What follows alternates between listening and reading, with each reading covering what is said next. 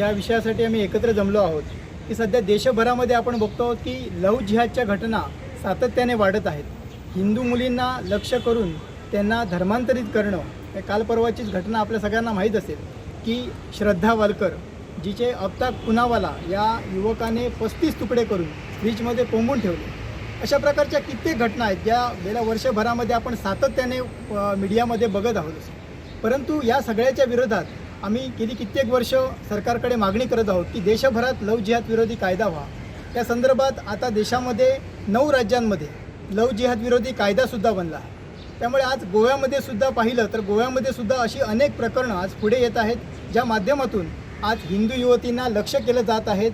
काल परवाच केंद्र सरकारने जी आकडेवारी घोषित केली त्या माध्यमातून गोव्यामध्ये दर 2 दिवसानंतर 3 महिला बेपत्ता होतात. म्हणजे जवळजवळ मागच्या 2 वर्षांमध्ये 1500पेक्षा अधिक युवती महिला बेपत्ता झाल्याची आकडेवारी सरकारने घोषित केली. या माध्यमातून आम्ही सांगतो की या माध्यमातून अनेक हिंदू मुली या लव्ह जिहादला बळी पडलेल्या आहेत. त्यामुळे गोव्यातही या लव्ह जिहाद विरोधी कठोर कायदा करावा अशा प्रकारची मागणी करण्यासाठी समस्त हिंदुत्वनिष्ठ संघटना यांच्या वतीने येत्या 12 तारीखला शनिवारी आम्ही गोव्यामध्ये भव्य हिंदू जनसंघ मोर्चाचं आयोजन केलेलं आहे. आणि या मोर्चाची सुरुवात याच आझाद मैदानावरून होईल सायंकाळी ठीक 4 वाजता. आणि या मोर्चामध्ये गोव्यातील विविध हिंदू संघटना मोठ्या संख्येने सहभागी होणार आहेत. जी की आकडेवारी आता आम्ही सांगली त्याच्या दृष्टीने गेल्या 5.5 वर्षांत 235 खास करून अल्पवयीन मुली जी आसा हांचेर हे बलात्कार अत्याचार झाला. आणि दुसरी एक गोष्ट जी आसा ह्या संदर्भात ती म्हणजे गेल्या 6 म्हयन्यांत 43 बलात्काराची प्रकरणां समोर आयल्या. हालींच एक 2-3 घटना घडली. म्हापसान व्हिडिओ व्हायरल जालो, तुमकांय खबर आसतलें हे प्रकरण जालें.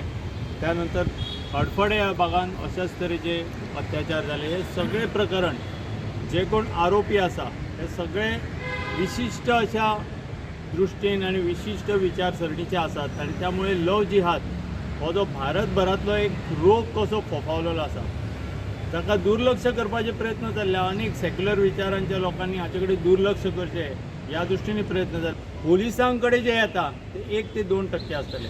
आमचे सारक्यो संघटना आसा, अनेक महिला संघटना आसा, तांचे कडेन ह्यो केसीस येतात.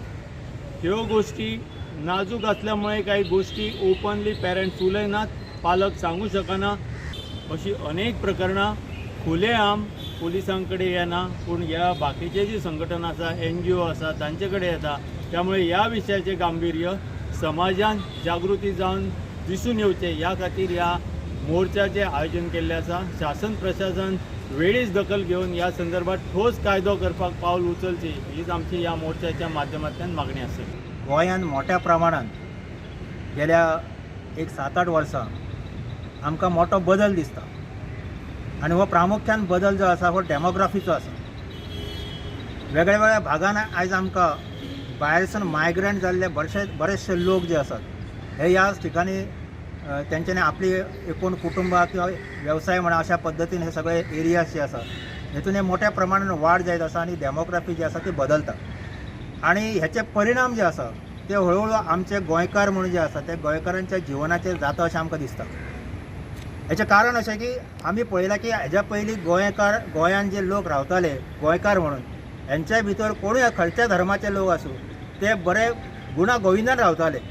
पण आतां हळूहळू हे चित्र जे आसा ते बदलता. हेचें कारण अशें आमकां खबर आसा की जसो जसो डेमोग्राफी बदलता म्हणजे लोकसंख्या ह्या लोकांची वाडटा तशें तशें चित्र आमकां जें आसा प्रामुख्यान हिंदूंचेर आघात करप अशा प्रकारचें चित्र जें आसा हे गोंयांत दिसता.